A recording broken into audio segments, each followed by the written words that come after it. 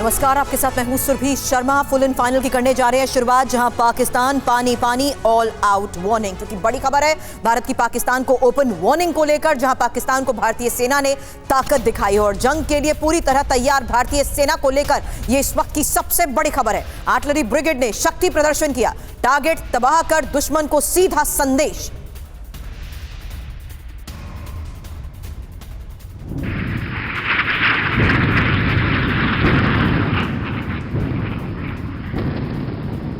तो फिलहाल ये तस्वीरें आपके सामने, आर्टिलरी ब्रिगेड ने किया है शक्ति प्रदर्शन और टारगेट तबाह कर दुश्मन को कैसे सीधा संदेश दिया गया उसकी ये तस्वीर है, जहां पाकिस्तान को भारतीय सेना ने अपनी ताकत दिखाई है और ये भारत की पाकिस्तान को ओपन वार्निंग है।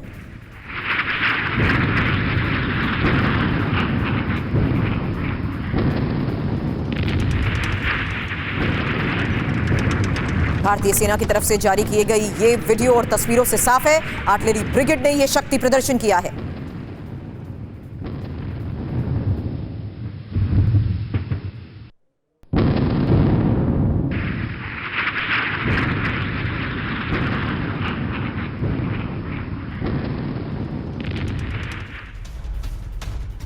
अगली बड़ी खबर अरब सागर में भारतीय नेवी के शक्ति प्रदर्शन को लेकर है, जहां अरब सागर में दागी गई है anti ship missile. Indian navy ने युद्धपोत से मिसाइल दागी है। पहलगाम हमले के बाद एक्शन में है भारत और नेवी ने मिसाइल लॉन्चिंग का यह वीडियो जारी किया है।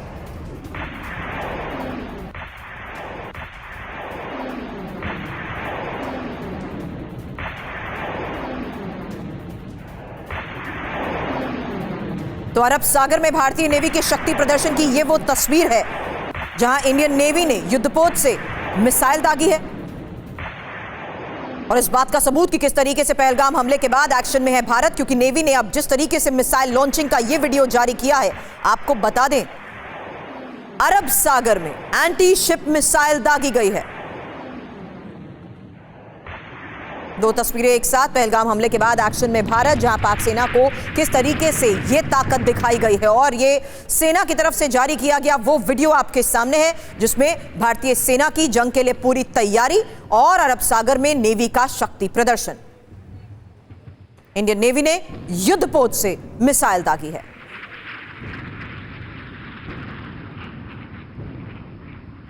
अब एक नहीं बल्कि 5 तस्वीरें आपके सामने हैं, क्योंकि भारत की सैन्य शक्ति और खौफ में कैसे दुश्मन अरब सागर में दागी गई मिसाइल को लेकर यह बड़ी खबर। वहीं आर्टिलरी ब्रिगेड का शक्ति प्रदर्शन जिसकी तस्वीर आपके सामने, वहीं सेना के ऑपरेशन आक्रमण को लेकर भी बड़ी खबरें सामने आ चुकी हैं। बॉर्डर पर बीएसएफ कैसे अलर्ट है उसकी भी एक एक जानकारी अब से थोड़ी देर में आपके सामने होगी। वहीं कश्मीर में ऑल आउट ऑपरेशन, भारत ने अरब सागर में एंटी शिप मिसाइल दागी है और इंडियन नेवी ने युद्धपोत से दागी कई मिसाइलें। लंबी दूरी के सटीक हमलों की तैयारी का जिस तरीके से परीक्षण किया गया है, नेवी ने जारी किया है मिसाइल लॉन्चिंग का यह वीडियो।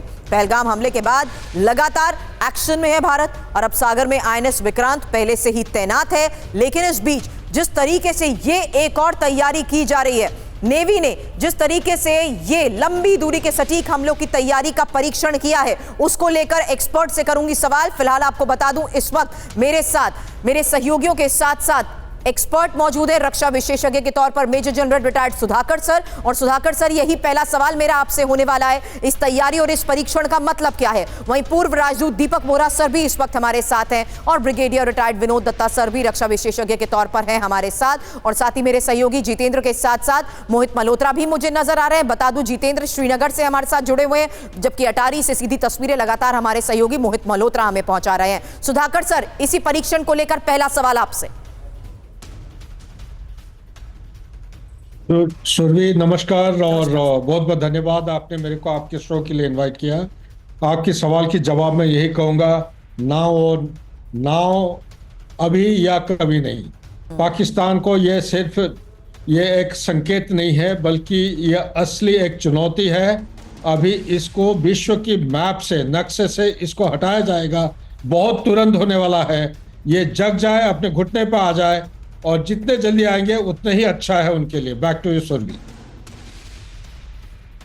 बड़ी बात आपने यहां पर कही है सर, और उसी आधार पर अगली बड़ी खबर भी बता रही हूं, क्योंकि रक्षा मंत्री राजनाथ सिंह से सीडीएस अनिल चौहान मिलने पहुंचे हैं। ये इस वक्त की एक और बड़ी खबर है, जहां रक्षा मंत्री राजनाथ सिंह के आवास से मुलाकात को लेकर यह खबर सामने आ रही है। तो रक्षा मंत्री से सीडीएस की मुलाकात के बारे में इस वक्त की यह सबसे बड़ी खबर है। रक्षा मंत्री के घर पर मौजूद अनिल चौहान और सीडीएस के साथ हो रही है मुलाकात, जिस तरीके से महत्वपूर्ण मानी जा रही है, इसके बारे में और क्या डिटेल जानकारी आएगी आपको करूंगी अपडेट। उससे पहले जानिए कि फिलहाल जिस तरीके से भारत एक्शन में है और जिस तरीके से इसी एक्शन को लेकर बड़े स्तर पर तैयारी की जा रही है, उस लिहाज से यह बैठक बहुत महत्वपूर्ण है। और रक्षा मंत्री राजनाथ सिंह से सीडीएस अनिल चौहान जिस तरीके से मिलने पहुंचे हैं, दीपक बोरा सर, यह बैठक आज के इस हालात में बहुत महत्वपूर्ण। 100% मैम, बहुत बहुत धन्यवाद। Thank you for inviting me to your show. अभी मैं जनरल साहब की बात सुन रहा था, उनकी नॉलेज बेमिसाल है। You are absolutely right. अब क्या हो रहा है मैम कि अभी मिलिट्री एक्शन हमने नहीं लिया, लेकिन दूसरी तरफ से एक्शन नहीं लिया। कॉन्सुलर एक्शन तो आप जानते हैं रद्द कर दी है, वो इंडस वाटर ट्रीटी आप ये भी जानते हैं, सस्पेंड कर दिया है। और आज फिर खबर आ रही है कि हमने झेलम नदी में बहुत सारा पानी छोड़ दिया है, तो पीओके में बाढ़ आ रही है, एटसेट्रा एटसेट्रा। तो तरह तरह से हर तरफ से अब हमला हो रहा है। एक देश नहीं है मैम जो इस समय पाकिस्तान के साथ खड़ा है। ईरान के विदेश मंत्री खबर आई थी कि वो मध्यस्थता करना चाहते, क्योंकि पाकिस्तान ने उनको बोला कि भाई मेरी जान बचा लो, brother brother, darling darling, sister sister, Islamic country बचाओ। ईरान तो नफरत करता है उनसे। आपको याद होगा पिछले साल जनवरी में एक दूसरे पर मिसाइलें दाग रहे थे कि आपस में बनती नहीं है, क्योंकि बलूचिस्तान का जो एरिया पाकिस्तान में है, बलूचिस्तान सिस्तान में भी है, और अब ईरान उसको खा जाना चाहता है। दूसरी तरफ से ये खबर आ रही है कि जो तालिबान है, मेरे जो मित्र हैं अफगान दोस्त, वो कह रहे हैं हम 20-25 किलोमीटर अंदर घुस गए हैं पाकिस्तानी टेरिटरी में, क्योंकि उनका जो मानना है तालिबान का सारे अफगानों को कि हमारा बॉर्डर जो है मैम, इज वेरी इंपॉर्टेंट, हमारा बॉर्डर सिंधु नदी के पास है। वो तो अक्सर मुझे कहते हैं कि हमारा पड़ोसी तो भारत था, ये चूहा बीच में कहां से घुस गया है 1947 में, ये कहां से हमारा पड़ोसी बन गया है। So they are also going to take, ये सब तरफ से इस पे हमला होगा। और उसका जो वो मैड मुल्ला मुनीर है, उसकी कोई खबर नहीं है कहां छुपा हुआ है। मेरे को कुछ दोस्तों ने कहा विदेश में, पाकिस्तानी, आई don't know if it's true, he is under house arrest. उसी के लोगों ने उसको गिरफ्तार करके रखा है कि ये तू क्या कर बैठा, अपने फौजी तूने वहां भेजे, लोगों को मरवा दिया। मैम ये मैंने देखा है युगांडा और टैंजानिया के बीच, जब इदी अमीन को बाहर निकाल दिया था 1978 या 79 में, उधर ही था, हमला किया उसने, क्योंकि अंदरूनी उसकी समस्याएं हो रही थी। टैंजानिया पे हमला किया, टैंजानियंस आए, मार मार के भगा दिया, देश छोड़ के भाग गया। वो ये वही करेगा मैम, या तो इसके लोग मार देंगे या ये देश छोड़ के भाग जाएगा। आप देखेंगे इन द नेक्स्ट 48-72 आवर्स इसकी खबर आपको आएगी।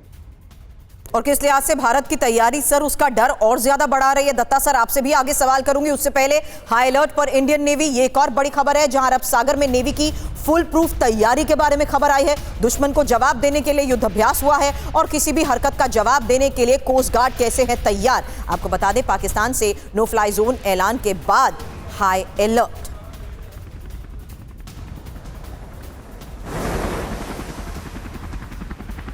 अब इंडियन नेवी तैयार, घातक प्रहार, क्योंकि अरब सागर में हाई अलर्ट पर इंडियन नेवी को लेकर सबसे बड़ी खबर ये, कारवार तट के पास आईएनएस विक्रांत तैनात और कारवार बेस से कराची 1340 किलोमीटर की दूरी पर है। 30 फाइटर जेट्स लेकर चल सकता है आईएनएस विक्रांत और कारवार बेस पर आईएनएस सूरत भी तैनात। आपको बता दें आईएनएस सूरत से मध्यम दूरी की मिसाइल एमआर सैम का सफल परीक्षण हुआ है। और ये एक और परीक्षण के बारे में जिस तरीके से दत्ता सर खबर आई है, क्या मान लिया जाए, किस तरीके की तैयारी को लेकर ये सबसे बड़ा संदेश गया है? देखिए, कल आईएनएस सूरत से मिसाइल टेस्टिंग की गई जी, और आज भी इस तरह के जो एंटी शिप मिसाइल्स हैं उनको फायर किया गया है। हाँ। तो ये बताता है कि किस तरह से भारत की जो 360 डिग्री प्रिपरेशन है, क्योंकि भारत की जो जल सेना है, जो थल सेना है और वायु सेना है, तीनों को आदेश दे दिए गए हैं कि भाई वो ऑपरेशनल अलर्ट पे हैं। और आप ये देखिए कि जिस तरह से नेवी, आपको याद होगा कि कराची किस तरह से सन 71 में जला दिया गया था, और वही मंजर अब दोबारा देखने को मिल सकता है। पाकिस्तान में जिस तरह की खलबली है, जिस तरह का डिप्लॉयमेंट उनके यहाँ शुरू हो चुका है, आप ये देखिए सारी जो ट्रेन्स वगैरह हैं उनसे मोबिलाइजेशन शुरू हो गया है। एनएलसी जो इंटरनेशनल लॉजिस्टिक सेल है, उसको भी उन्होंने अपने कब्जे में ले लिया है और सारे जो गाड़ियां हैं उनकी इम्प्रेसमेंट वगैरह शुरू हो गई है। तो ये बताता है कि किस तरह से भारत का खौफ पाकिस्तान के अंदर है। और जिस तरह की ऑपरेशनल मतलब कॉम्बैट एज हमारे पास है, वो पाकिस्तान के पास नहीं है। पाकिस्तान के पास न तो स्ट्रेटेजिक डेप्थ है, ना स्ट्रेटेजिक वेपन्स है। और आप देखिए, जिस देश के पास एक्सरसाइज करने के लिए तेल डीजल वगैरह नहीं है, तो वो क्या युद्ध लड़ेगा। मतलब वो कहते हैं ना कि दिल बहलाने के लिए गालिब ख्याल अच्छा है। तो वोरा साहब ने बिल्कुल ठीक कहा कि मुनीर साहब का भी वही हाल होने वाला है जो ईदी अमीन का हुआ था। Right sir. पहलगाम के गुनहगारों को सजा मिलकर रहेगी, प्रधानमंत्री की तरफ से कहा गया। उन्होंने कहा न्याय मिलेगा, न्याय मिलकर ही रहेगा। देश के लोगों का खून खौल रहा है। तो फिलहाल आतंक को करारा जवाब जिस तरीके से भारत देने के लिए तैयार है, आज एक बार फिर प्रधानमंत्री नरेंद्र मोदी की तरफ से पाकिस्तान को दी गई डायरेक्ट वार्निंग। और ये एक और बड़ी खबर आपको बता रहे हैं, जब पाकिस्तान को पीएम मोदी की ये चेतावनी, पहलगाम के गुनहगारों को सजा मिलकर रहेगी। प्रधानमंत्री ने कहा न्याय मिलेगा, न्याय मिलकर ही रहेगा। देश के लोगों का खून खौल रहा है। मैं पीड़ित परिवारों को फिर भरोसा देता हूं, उन्हें न्याय मिलेगा, न्याय मिलकर रहेगा। इस हमले के दोषियों और साजिश रचने वालों को कठोरतम जवाब दिया जाएगा।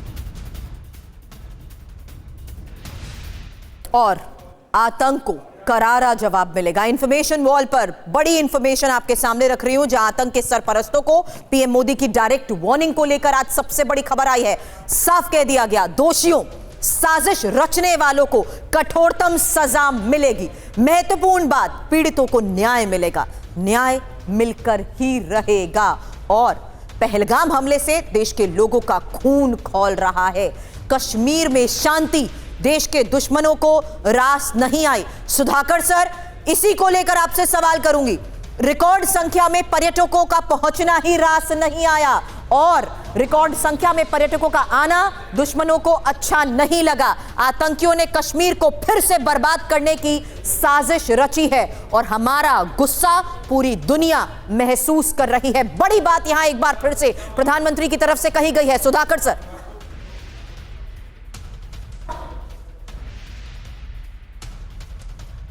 Sir please unmute. Oh sorry, मैं तो ये कहूंगा कि हमारे ऑनरेबल प्राइम मिनिस्टर साहब का जो ना बोली बात है, मैं कहना चाहता हूं, अगर पाकिस्तान 1979 से to bleed India with 1000 cuts का लड़ाई हमारे खिलाफ उन्होंने रचा है, तो अभी हिंदुस्तान, ये एक इटर्नल लड़ाई है, काउंटर स्ट्रेटेजी, कि हम पाकिस्तान को रहने दे देंगे टुकड़े टुकड़े, उसका आइडेंटिटी ना एंटिटी कोई रहेगी। ये मेरा खुद ही एक हिंदुस्तानी होने के नाते, एक सैनिक होने के नाते, मेरे को खुद को ही मेरा खून गर्म है। जब तक इसका बदला नहीं लेंगे, जब तक पाकिस्तान को विश्व के मैप से नहीं हटाया जाएगा, तब तक हमें नींद नहीं आएगी, ना हमें शांति मिलेगी। बैक टू स्वरूप। बिल्कुल, लेकिन भरोसा है भारत की उस सैन्य ताकत पर, जहां साफ है कि भारत एक्शन लेने के लिए पूरी तरीके से तैयार है। सैन्य ताकत में पाकिस्तान से कई गुना आगे भारत है। जल थल नभ में पाकिस्तान पर भारी भारतीय फौज, और ग्लोबल फायर पावर इंडेक्स में भारत चौथे स्थान पर है। आपको बता दें, जीएफपी में पाकिस्तान की सेना 12वें स्थान पर है। दत्ता सर, इसी स्ट्रेंथ को लेकर भी आपसे सवाल करूंगी। उससे पहले दर्शकों को बता दूं मिलिट्री सुपर पावर भारत के बारे में, क्योंकि सैन्य शक्ति में पाकिस्तान से जिस तरीके से कई गुना आगे भारत है, हर भारतीय को भारत की इसी क्षमता पर पूरा भरोसा है। और भारत के पास करीब 15 लाख एक्टिव सेना है। यह इंफॉर्मेशन अब आपके सामने रख रही हूं उस लिहाज से जहां मिलिट्री सुपर पावर भारत के बारे में एक एक जानकारी। सैन्य शक्ति में पाकिस्तान से कई गुना आगे भारत के पास करीब 15 लाख एक्टिव सेना। भारत के पास आपको बता दें 1.25 लाख रिजर्व सैनिक भी हैं। 1 लाख से ज्यादा रिजर्व सैनिक हैं। और भारत और पाकिस्तान के लिहाज से ये देखिए क्षमता, जहां एयरक्राफ्ट के लिहाज से 2229 भारत के पास, जबकि पाकिस्तान के पास 1399। अब टैंक्स की संख्या 4201 भारत की, जबकि पाकिस्तान के पास 2627 हैं। साथ ही बख्तरबंद वाहनों की बात करें तो भारत की संख्या है 1,48,594, जबकि पाकिस्तान के पास 17,516 बख्तरबंद वाहन है। सैन्य क्षमता के लिहाज हमने बात की, समुद्री जहाज 293 भारत के पास, जबकि पाकिस्तान के पास 121। और एयरक्राफ्ट कैरियर, जहां भारत के पास 2 हैं। और इस बीच जीएफपी इंडेक्स के आधार पर पाकिस्तान की सेना 12वें स्थान पर है सर, और यही पाकिस्तानी सेना को और पाकिस्तान को मुंहतोड़ जवाब देने की जो भारतीय क्षमता है, उसके कई सबूत पूरी दुनिया के सामने है। दत्ता सर। हाँ बिल्कुल सुरभि, आपने ठीक कहा, क्योंकि पाकिस्तान की जो सेना है वो कोई मैच नहीं है। और पाकिस्तान को इस बात का इल्म होना चाहिए कि न केवल इतिहास बदलेंगे, इस बार पाकिस्तान का भूगोल भी बदल दिया जाएगा। और मैं आपको ये बताना चाहता हूं कि ये बिल्कुल मुफीद टाइम है जब पाकिस्तान पे हमला किया जा सकता है, क्योंकि पाकिस्तान की देखिए जो करीब 40% फौज है वो बलूचिस्तान और खैबर पख्तूनख्वा में डिप्लॉयड है। तो उसका जो फ्रैगमेंटेड एप्लीकेशन है वही केवल हमारे खिलाफ खड़ा होगा। हमारे पास रेगुलर आर्मी है और 10 लाख से ज्यादा हमारे पास सीएपीएफ हैं, तो करीब 25-1 लाख के हमारे ट्रेंड सोल्जर्स हैं। और हमारे जो सीएपीएफ ऑर्गेनाइजेशन है वो भी एक तरह से फौज का ही रूप लेके लड़ाई लड़ेंगे। उसमें बीएसएफ, सीआरपीएफ और इस तरह के अन्य आईटीबीपी और कई इस तरह के दल है, बल है। और पाकिस्तान को भी इस बात का इल्म है कि वो बिल्कुल भारत का जो ऑनस्लॉट है उसको सहन नहीं कर सकता। उसमें देखिए आप या सुरभि, आप कुछ कह रहे थे? नहीं, कंटिन्यू करिए सर, क्योंकि मैं बता रही हूं कि आगे भी किस तरीके से ये कबूलनामा भी अब सामने आ चुका है कि भारत का सामना पाकिस्तान नहीं कर सकता है। लेकिन उससे पहले अपनी बात पूरी करिए सर। देखिए, भारत में 3 चीजें बहुत मतलब किसी भी सेना के लिए 3 चीजें बहुत जरूरी होती है, मैन, मटीरियल और मोरल। और तीनों चीज भारत में प्रचुर मात्रा में हमारी सेना में देखी जाती हैं। हमारा सबसे बड़ा जो ताकत है वो हमारे सैनिक हैं, वीर सैनिक, जेसीओस, और हमारी बेहतरीन मिलिट्री लीडरशिप। और इन सब चीजों का जब मिश्रण होता है तो पाकिस्तान कहीं टिक नहीं पाएगा। पाकिस्तान की फौज के अंदर खुद बगावत के सुर नजर आ रहे हैं। जिस तरह से पाकिस्तानी फौज को खदेड़ा जा रहा है, आप देखिए बलूचिस्तान में उसको खदेड़ा जा रहा है, खैबर पख्तूनख्वा में उसको खदेड़ा जा रहा है, क्वेटा जैसे जगह में जो उनका बड़ा प्रेस्टिजियस मिलिट्री बेस है वहां उस पर अटैक होते हैं। तो इन सब चीजों को ध्यान में रखते हुए पाकिस्तान आर्मी का जो मोराल है वो बिल्कुल बूट्स में है। और हमारी जो सेना है वो बूट्स ऑन ग्राउंड पाकिस्तान पे करेगी। इस तो बात को माना भी जा रहा है सर, और भारत का सामना नहीं कर सकता पाकिस्तान, ये बात कही गई है। लंबे युद्ध में भारत के सामने नहीं टिक सकता पाकिस्तान। और पाकिस्तान के बड़े पत्रकार नजम सेठी का ये कबूलनामा है। पाकिस्तान के पास संसाधनों की कमी है, और ये पाकिस्तान के रिटायर्ड मेजर जनरल की गीदड़ भपकी है, जहां पूरी ताकत के साथ मुकाबला करेंगे और भारत पर न्यूक्लियर हमला करेंगे। पाकिस्तानी जनरल ये कह रहे हैं भारत का वजूद मिटा देंगे। वोरा सर, इनका खुद का बयान ये साबित कर रहा है कि मानते हैं कि सिर्फ एक बार न्यूक्लियर हमले की धमकी इसलिए दे रहे हैं क्योंकि जानते हैं कि क्षमता है ही नहीं कि भारत का मुकाबला किया जा सके। और ये बात वहां के खुद पत्रकार उनके सामने जाहिर कर चुके हैं।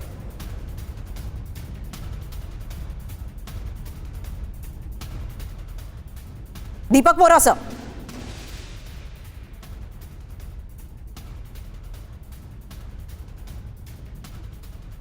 मैं आपके पास वापस आती हूं। अब तक मेरी आवाज नहीं पहुंच रही है शायद, लेकिन इस बीच एक और सबसे बड़ी खबर का रुख कर रही हूं, और यह सरहद पर पाकिस्तान को भारत का किस करारा जवाब, क्योंकि पाकिस्तानी सीज फायर उल्लंघन का मुंह तोड़ जवाब दिया। पाकिस्तानी सेना की चौकियों पर गोलीबारी, लीपा घाटी से पाकिस्तानी पोस्ट पर गोलीबारी, और पाकिस्तान ने तीसरी बार सीज फायर तोड़ा है। तो सीज फायर उल्लंघन का मुंह तोड़ जवाब, पाकिस्तानी सेना की चौकियों पर गोलीबारी।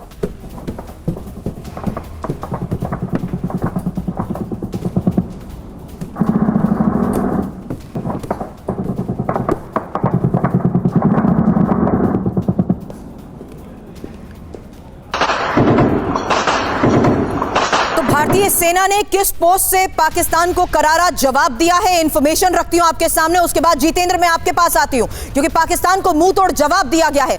25 अप्रैल, 26 अप्रैल और 27 अप्रैल ये तारीख आपके सामने, जहां देखिए किस तरीके से चंबा उरी सेक्टर, बारामूला नौगाम सेक्टर और लीभा नीलम वाली, जहां पर भारत के प्रहार को लेकर खबर आई, सीमा पार से गोलीबारी का जवाब दिया।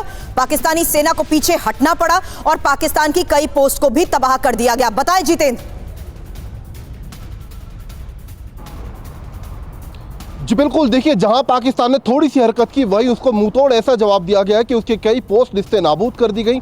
पाकिस्तानी सेना को खुद अपनी पोस्ट छोड़कर भागना पड़ा, इस तरीके की शेलिंग या फिर के जवाब भारतीय फौज की तरफ से दिया गया। और लगातार ना सिर्फ थल सेना, जल सेना, बल्कि नभ सेना भी पूरे तरीके से हिंदुस्तान की तैयार है कि एक छोटा सा इशारा होते ही पूरे तरीके से पाकिस्तान को निस्ते नाबूद या फिर उसका नामो निशान मैप से मिटा दिया जाएगा।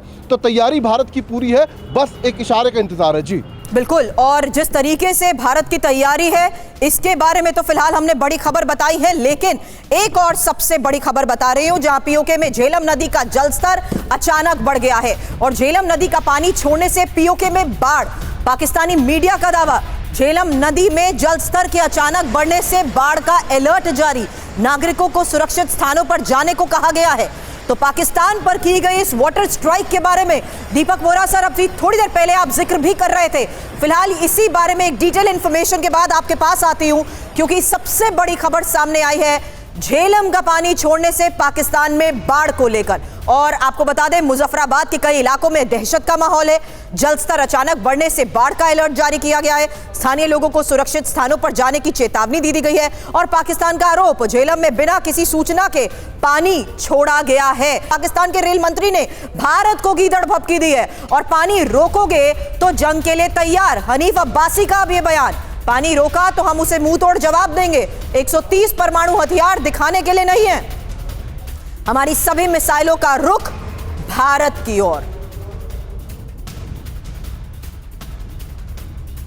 दीपक सर, यही मैं आपसे सवाल कर रही थी, भारतीय क्षमता का मुकाबला तो कर नहीं सकते और जब आते हैं तो बयान में हर बार परमाणु हथियार का जिक्र जरूर करते हैं। मैम, मैं आपको छोटी सी बात बताता हूँ। न्यूयॉर्क में कभी कभी मैं मिलता था, एक इनका मंत्री होता था, विदेश मंत्री, कुरैशी कुछ उसका नाम था, आजकल वो जेल में बैठा हुआ है। तो हम लोग उसको न्यूक्लियर कुरैशी कहते थे मजाक में। कभी कोई उससे पूछता था, साहब चाय पियोगे या कॉफी? हमारे पास न्यूक्लियर हथियार है। अच्छा साहब, बहुत अच्छी बात है, कल सुबह बताइए कितने बजे मीटिंग करें? हमारे पास न्यूक्लियर हथियार है। उसका दिमाग खराब हो गया थी, वो ऑब्सेस्ड विद इट। अब मैम, ये हमको एक मैंने धमकी सुनी है इनके जनरल का, पानी आपने बंद कर दिया हमारा, हम ये कर देंगे। और चाचा जाके देख, Vienna convention on the law of treaties, क्या मैम वो उसको कहा जाता है treaty of treaties, treaty on treaties. उसका ये मतलब है कि अगर कोई भी ट्रीटी बनी हो और हालात अगर बदल जाए, हम उसको रद्द कर सकते हैं, दुनिया में की कोई ताकत रोक नहीं सकती, इट्स इंटरनेशनल लॉ। अगर हमने बंद कर दिया, आप लोग क्या करोगे? हम न्यूक्लियर बॉम्ब किस पे फेंकोगे? अपने सिर के ऊपर। और दूसरी चीज मैं पूछना चाहता हूँ, आप तो कह रहे हैं कि हम पानी बंद कर रहे हैं, दूसरा बेवकूफ कह रहे हैं बहुत ज्यादा पानी भेज रहे हैं। और मेक अप योर माइंड। इनका रेल मंत्री भी कहता है जी मैं ये कर दूंगा, वो कर दूंगा। रेल तो चलाई नहीं जाती, इसे न्यूक्लियर की बात करते हैं। वो 100 शेर, 1.25 शेर, आधे किलो, 2.5 ग्राम वाले न्यूक्लियर बॉम्ब से एक दूसरा बेवकूफ बात करता था। नो नो नो, ये न्यूक्लियर बॉम्ब की धमकी देना अपने ही केस को ये कमजोर कर रहा है। अगर अभी आपको पता है संयुक्त राष्ट्र संघ में, वो तो मेरी दादी की दादी की दादी की दादी की परदादी है ना, 80 साल की होने वाली है, तो वहां पे वो क्या करते हैं, संयम दोनों को चाहिए, रिस्ट्रेंट करें, और को मुंह से निकलता नहीं उन गधों के, बस यही चीज वो कहते हैं। अब वो भी जो वहां पे लोग हैं वो भी सोचने लगे, जो मेंबर्स हैं, कि ये तो बार बार न्यूक्लियर की बात कर रहा है, इररिस्पॉन्सिबल। हमने कभी कहा है कि हम न्यूक्लियर बॉम्ब फेंकेंगे तुम्हारे ऊपर? We haven't said it, man. We are a mature nation. ये बच्चे हैं, ये बेवकूफ है। हम चाणक्य की संतान है। अगर करना भी है तो हम मेगाफोन पे जाके ऑल इंडिया रेडियो पे या टीवी 9 भारतवर्ष पे अनाउंस नहीं करेंगे कि हमारे न्यूक्लियर मिसाइल्स तैयार है। ये बेवकूफ आदमी है, I have no idea। अब एक इनका वो जो ईरान वाला था, आप ही लोगों ने कहा था कि वो मध्यस्थता करने के लिए तैयार हो रहा है। क्यों? क्योंकि ये उसके पास दौड़े गए, अरे बचा लो हमको चाचा, brotherly brotherly sisterly Islamic country, नहीं तो ऐसे कौन मध्यस्थता करता? डोनाल्ड ट्रंप साहब ने भी 4-5 साल फर्स्ट टर्म में बोला था कि I am happy to mediate. हमने कहा जब हमको आपकी जरूरत पड़ेगी तो आपको तकलीफ देंगे, वो भी खामोश हो गया।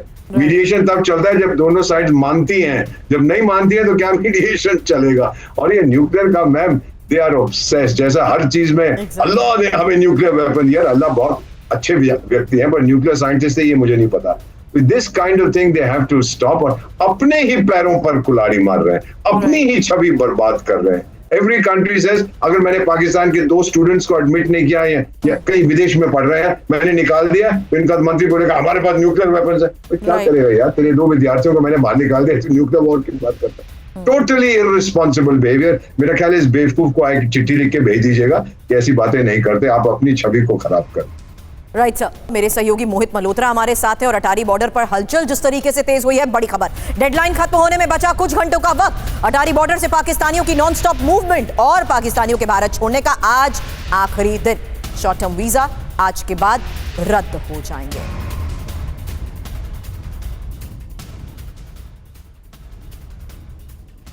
अब एक इंफॉर्मेशन, भारत में कितने पाकिस्तानी? महाराष्ट्र फिलहाल आप देखिए, जहां करीब 5000 और 1000 को आज ही जाना होगा। महाराष्ट्र के बाद इंफॉर्मेशन तेलंगाना, जहां 235 और 31 को आज ही जाना होगा। बात बिहार की, जहां पर 27 की ये संख्या है और सभी पाकिस्तानी जा चुके हैं। तो कितने फिलहाल भारत में पाकिस्तानी मौजूद हैं, इसके बारे में इंफॉर्मेशन रखी। लेकिन अटारी से फिलहाल इस वक्त क्या स्थिति और क्या खबर मोहित?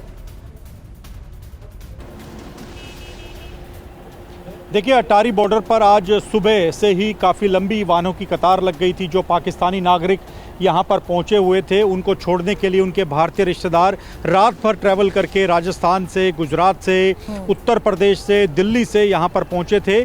और अटारी बॉर्डर पर जो पाकिस्तानी पासपोर्ट है वो दिखाकर यहाँ पर लोग वापस चले गए हैं, जिनका शॉर्ट टर्म वीज़ा था। और आज शाम 5 बजे ये पूरी की पूरी जो मियाद है वो पूरी हो जाएगी। तो उसके बाद अगर अब भी कोई पाकिस्तानी नागरिक शॉर्ट टर्म वीज़ा पे भारत में रुका हुआ है तो उसे गैर कानूनी तौर पर रुका हुआ व्यक्ति माना जाएगा। मैं आपको बताना चाहूँगा कि अटारी बॉर्डर पर लगातार बीएसएफ नज़र रख रही है। जो लोग वापस आ रहे हैं उनके वीज़ा, तमाम डॉक्यूमेंट, उनके पासपोर्ट चेक किए जाते हैं और उसके बाद आगे जाने की परमिशन दी जाती है। हालांकि फ़िलहाल ये जो भीड़ आपको दिखाई दे रही है, ये बीटिंग रिट्रीट परेड की भीड़ है। ये अलग भीड़ है क्योंकि शाम को 5 बजे जो इमिग्रेशन काउंटर हैं भारत सरकार के वो बंद हो जाएंगे। तो उसके बाद अब देखना होगा कि कितने पाकिस्तानी नागरिक अब यहाँ तक पहुँच पाने में कामयाब होते हैं, क्योंकि उसके बाद जो समय सीमा है वो ख़त्म हो जाएगी। सिर्फ मेडिकल वीज़ा पर जो लोग आए हुए हैं उनको भी 29 अप्रैल तक राहत है। 29 अप्रैल तक उनको भी वापस जाना होगा। लेकिन अभी भी बड़ी संख्या में पाकिस्तानी नागरिक हैं जो भारत में हैं। तो क्या भारत सरकार, जो जिसमें केंद्रीय गृह मंत्री अमित शाह अलग अलग राज्यों के मुख्यमंत्रियों को साफ कर चुके हैं कि अपने अपने राज्य में पाकिस्तानी नागरिकों का पता लगाएं और उन्हें जल्द से जल्द पाकिस्तान वापस भेजें, तो क्या पुलिस उनको डिपोर्ट करेगी? क्या स्टेट की पुलिस अब मैदान में होंगी, पाकिस्तानियों को ढूंढेगी? ये देखने वाली बात होगी। लेकिन आज कितने पाकिस्तानी नागरिक यहाँ पर गए हैं? हमने सुबह लंबी कतार देखी थी, लेकिन उनका जो एग्जैक्ट आंकड़ा है वो अब से थोड़ी देर में शाम 5 बजे के बाद सामने आएगा। चलिए, इस बारे में भी आगे मोहित आपसे अपडेट लेंगे। शुक्रिया फिलहाल पूरी जानकारी के लिए आपका। और एक और सबसे बड़ी खबर है, जहां आतंकवाद के खिलाफ भारत के साथ अमेरिका और पहलगाम हमले पर भारत को पूरा समर्थन अमेरिका करेगा। एफबीआई डायरेक्टर काश पटेल का बड़ा ऐलान, मुश्किल की घड़ी में भारत के साथ एफबीआई। और काश पटेल ने पीड़ितों के प्रति भी संवेदना जताई है।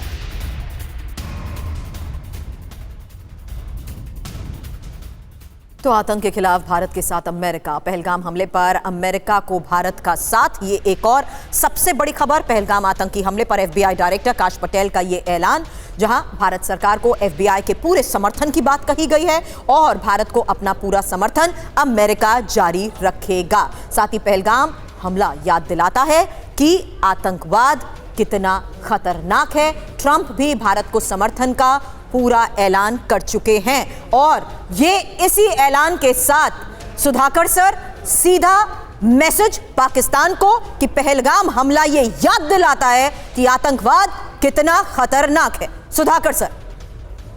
बिल्कुल सुरभि, आतंकवाद के बारे में डोनाल्ड ट्रंप का जो उनका जो स्टांस है ये बिल्कुल क्लियर है। तो उन्होंने शुरू से ही एक उनका पॉलिटिकल मैंडेट कैंपेनिंग के टाइम से ही बोलते आ रहे हैं कि काउंटर टेररिज्म के खिलाफ वो लड़ेंगे और हिंदुस्तान को उन्होंने अनकंडीशनल सपोर्ट एक एक्सटेंड किया है। लेकिन बड़ी बात यह है, अभी जो देखिए ये जो तैमूर राणा है, टी राणा, जिसका एक्स्ट्राडिशन कोई सालों से पेंडिंग था, ये इतने जल्दी करीब 3 महीने के अंदर उन्होंने उसको क्लियर करा के जितने सारे ऑपोजिशन थे उसको दूर करके हिंदुस्तान को एक्स्ट्राडेट करना एक संकेत है।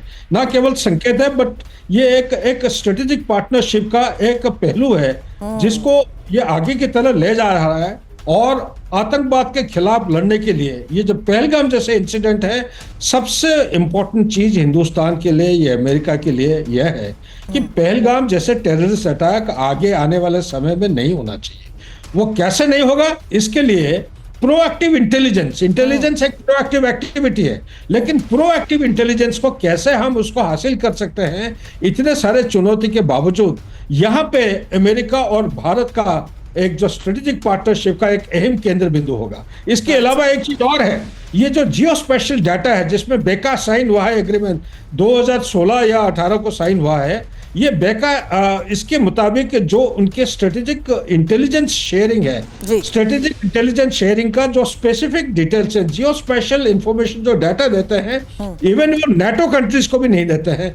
अभी ये देखने में हमें यही पे देखना पड़ेगा कि कहां तक अमेरिका का कितना सपोर्ट मिलता है कि जो परपेट्रेटर्स हैं, जो 4 टेररिस्ट हैं, इनको कौन है कम्युनिकेशन डायरेक्शन दे रहा था, ये किसके कंट्रोल में, पाकिस्तान एमओ और आईएसआई में कौन कंट्रोल कर रहा था। जब तक एक एक जड़ तक नहीं पकड़ते हैं तब तक ये स्ट्रेटेजिक पार्टनरशिप बड़ी बात आपने यहाँ पर कही है। और दत्ता सर, आगे सवाल इसी स्ट्रेटेजिक पार्टनरशिप के तहत भारत के लिए ये कितनी इंपॉर्टेंट साबित हो सकती है आने वाले वक्त में, इसको लेकर सवाल करूंगी। उससे पहले पहलगाम हमले पर भारत के समर्थन में ईरान और ईरान के राष्ट्रपति ने पीएम मोदी को फोन किया, पहलगाम आतंकी हमले की तीखी निंदा भी की और आतंकवाद के लिए कोई जगह नहीं, ये बात पेजिशकियान की तरफ से कही गई। आतंकवाद के खिलाफ भारत के साथ जिस तरीके से दुनिया है, दुनिया के बीच ये बड़ा संकेत जा चुका है कि निर्णायक कार्रवाई की संभावनाओं को लेकर लगातार मंथन हो रहा है। और दत्ता सर, इसी को लेकर आपसे सवाल करूंगी, उससे पहले ये इंफॉर्मेशन रख रही हूं क्योंकि आतंकवाद के खिलाफ भारत के साथ दुनिया है, जहां देखिए किस तरीके से ईरान,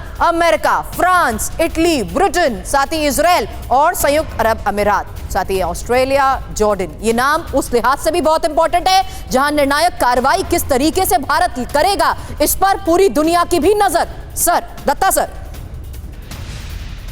देखिए, जिस तरह से पूरा विश्व का समर्थन हमारे साथ है और भारत ने जिस तरह से मतलब पेशेंस अख्तियार की है, वो बताती है कि विश्व समुदाय अब इस दहशतगर्दी से परेशान हो गया है। जिस तरह से आप देखिए, काश पटेल साहब का जो स्टेटमेंट था, अमेरिका ने खुद कहा है, बरतानिया ने खुद कहा है कि साहब हम आपके साथ हैं, और भी ईरान जैसा तो जिस मतलब उसने कहा है कि हम आपका पूरा समर्थन करते हैं। तो ये बिल्कुल भारत के लिए एक बहुत ही मुफीद सिचुएशन है और भारत को इसको एनकैश करना चाहिए, क्योंकि जब तक भारत कोई स्टर्न स्टेप्स नहीं लेगा तब तक पाकिस्तान समझने वाला नहीं है। उसको यही लगेगा कि साहब मैं इस तरह की वारदातें करता रहूंगा और यहाँ केवल चिंता और चिंतन होता रहेगा। लेकिन अब भारत ने जिस तरह का स्टांस किया है, जिस तरह के मैसेजिंग दी है, जिस तरह से मतलब 3 तरफ से हमने जो हमला बोला है वो बताता है। अब देखिए, कल भी जिस तरह से फायर असॉल्ट्स किए गए हैं, जिस तरह से सीमा का उल्लंघन उन्होंने किया है, तो भारत की जो सेना है उसने माकूल जवाब दिया है। और रही बात जो मिनिस्टर साहब कह रहे थे, वोरा साहब ने बिल्कुल ठीक कहा है कि वो अपने आप को एक्सपोज कर रहे हैं। वो ये नहीं समझते हैं कि साहब उनके पास न्यूक्लियर वेपन है, हमारे पास भी न्यूक्लियर वेपन्स हैं, वो ज्यादा इफेक्टिव है, ज्यादा कारगर है। और आप ये देखिए, अगर भारत अपनी पे आ गया तो मुझे नहीं लगता कि साहब 10-15 दिन में India will run over Pakistan. Strategic depth है का, और जो इक्विपमेंट उनका है वो बिल्कुल एजिंग है, उनके पास बिल्कुल अपग्रेडेशन नहीं हुआ है, ओवरऑल्स नहीं हुए उनके इक्विपमेंट के, हवाई जहाजों की बुरी हालत है। तो इन सब चीजों को ध्यान में रखते हुए केवल मतलब धमकी देने से या गीदड़ भभकी देने से पाकिस्तान का काम नहीं चलेगा। पाकिस्तान को चाहिए कि भारत से माफी मांगे और इस तरह की जो इन्वेस्टिगेशंस हैं उनमें सहयोग दे, और जितने भी इसके दहशतगर्द हैं उनको यहाँ से भारत भेजे, जिससे उनका मुकम्मल इलाज किया जा सके। But the matter of fact is, sir, rule out करने के अलावा वो उसने कभी कुछ किया ही नहीं है। कुपवाड़ा में एक और आतंकी का घर विस्फोट से उड़ाया गया। लश्कर आतंकी फारूक अहमद का घर जमींदोज, और अभी पाकिस्तान में आतंकी फारूक अहमद पाकिस्तानी सेना के साथ काम कर रहा है। फारूक, 3 दिनों में 10 आतंकियों के घर ब्लास्ट से उड़ा दिए गए हैं। बताते हैं आपको कि वो कौन से आतंकी हैं जिनके घरों को सेना ने मिट्टी में मिला दिया है। और यही घाटी में सेना का सबसे बड़ा एक्शन है, दीपक वोरा सर, जहां मिट्टी में आतंकियों के घर मिल चुके हैं। सवाल करूंगी आपसे, उससे पहले यह इंफॉर्मेशन, जहां देखिए किस तरीके से एक्शन हुआ है त्राल में। आतंकी आसिफ शेख लश्कर ए तैयबा का एक्टिव आतंकी ये है, जबकि बिजबेहड़ा जहां पर आदिल ठोकेर 2018 में पाकिस्तान ये गया, लश्कर ए तैयबा से इसने ट्रेनिंग ली। मुरान एहसान उल हक जैश ए मोहम्मद का एक्टिव आतंकी, 2018 में पाकिस्तान में आतंकी ट्रेनिंग इसने ली। और काचीपोरा हारिस अहमद, लश्कर ए ताइबा का एक और एक्टिव आतंकी, कई आतंकी गतिविधियों में यह शामिल रहा। और कुलगाम जाकिर अहमद गनी 2023 से घाटी में सक्रिय, पहलगाम आतंकी हमले में भी ये संदिग्ध, जबकि शोपिया जहां शाहिद अहमद कूटे 2002 से घाटी में ये सक्रिय, कई आतंकी गतिविधियों में भी ये शामिल रहा है। फहरिस्त बहुत बड़ी है दीपक वोरा सर, और उसी फहरिस्त के बीच ये हकीकत कि किस तरीके से एक्टिव आतंकियों पर एक्शन की शुरुआत हो चुकी है। Go ahead. बिल्कुल सर, उस फेरिस्त को मैं सामने रख रही हूं, लेकिन इसी पर आपका रिस्पांस मैं चाहती हूं, क्योंकि ये एक्शन कैसे रूल आउट करेगा अब पाकिस्तान? ये ma'am the very intelligent comment जो आपने बताया है कि आपको याद होगा कि भारत के उत्तर प्रदेश के मुख्यमंत्री हैं योगी आदित्यनाथ, उन्होंने कुछ साल पहले असेंबली में कहा था कि ये जो पाप का साम्राज्य है, ये जो पापी लोग वहाँ गुंडे राज करते हैं, मैं उनके साम्राज्य को मिटा दूंगा मिट्टी में। वो कर दिया है ऑन अ डिफरेंट स्केल। अब हम लोग वो कश्मीर में कर रहे हैं। लेकिन एक सवाल मैम, आप मुझसे ज्यादा होशियार हैं बाकी पैनलिस्ट, मैं एक सवाल पूछना चाहता हूँ। जब भी कोई आतंक की घटना होती है तो हमेशा दुनिया भर में उसका इस्लाम से क्यों संबंध होता है, पाकिस्तान से क्यों नाम आता है? आपको याद होगा कि टेरर की शुरुआत हुई थी, वो बीच में जो मर्जी हो, बट लेटेस्ट मूवी थी ड्यूरिंग माई लाइफ टाइम, जो वो PLO वाले हाईजैक करते थे प्लेन्स वगैरह का, हर चीज में इस्लाम वाज इन्वॉल्व। क्यों मैम? पाकिस्तान ने क्या सर्विस की है इस्लाम को कि दुनिया भर में जहां भी कोई घटना होती है वो नाम लेते हैं इस्लाम का और नाम लेते हैं Pakistan. In fact Pakistan is doing a disservice to its religion by saying कि this that and the other. फिर अभी आप बात कर रहे थे, शायद ब्रिगेडियर साहब ने जिक्र किया स्ट्रेटेजिक डेप्थ अफगानिस्तान में। सर वो स्ट्रेटेजिक डेप्थ नहीं है, उनके लिए स्ट्रेटेजिक डेथ है।